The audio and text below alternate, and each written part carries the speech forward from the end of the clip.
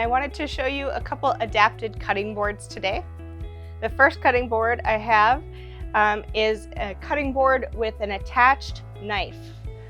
So the knife is attached, but it can pivot. There's a chef's knife attached to this board, and it can keep the knife in place if stability is an issue for you. This board also has a suction cup bottom so that the cutting board itself isn't sliding all over the counter on you.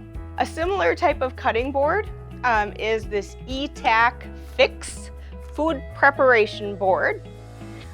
So this cutting board has, again, suction cups. You can hear them popping there. So it's got a suction cup bottom. The suction cups you can add on, or you can choose not to use them, and it has some non-slip little pieces right there. Now this is more than just a cutting board because you can use it to hold your food in place using this little lever system. So this adjusts and you can slide it to hold whatever it is you are cutting. So if it's a loaf of bread, a hunk of meat, some carrots, you can move it around and it will tighten by pushing down the lever and hold the food against these two little pegs that are on the side. Now the nice thing is that you can move not only this lever clamp, but you can move the pegs as well. So just depending on what you're cooking, you can move the pegs to fit that item. I saw a really cool thing where folks were using this clamp system to hold the box grater in place. So they had their box grater right here. They could grate their cheese. And then, usually you have to kind of hold onto the box grater and use your other hand to do the grating. But with this, the cutting board is actually holding onto the box grater for you.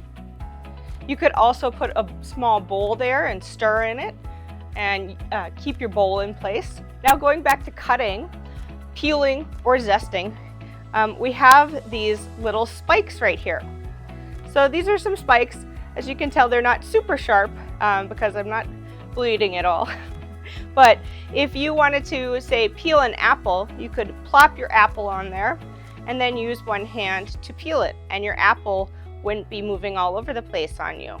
You could also use it for slicing an onion. You could have a lemon on there that you're zesting, all sorts of different applications when you're cooking. So these are a couple specialized cutting boards that have adaptations to them. One thing to think about if you're just using a standard cutting board at home is if it is moving around on you. I know mine often do, and I find it frustrating. So if your cutting board that you already have is moving around, consider adding a non-slip material such as Dicem. So this is the Dicem placemat right here. It's just a little one. Or even some non-slip shelf liner, and you can put that beneath your cutting board so it isn't moving around the counter on you. I hope you find this helpful, and happy cooking!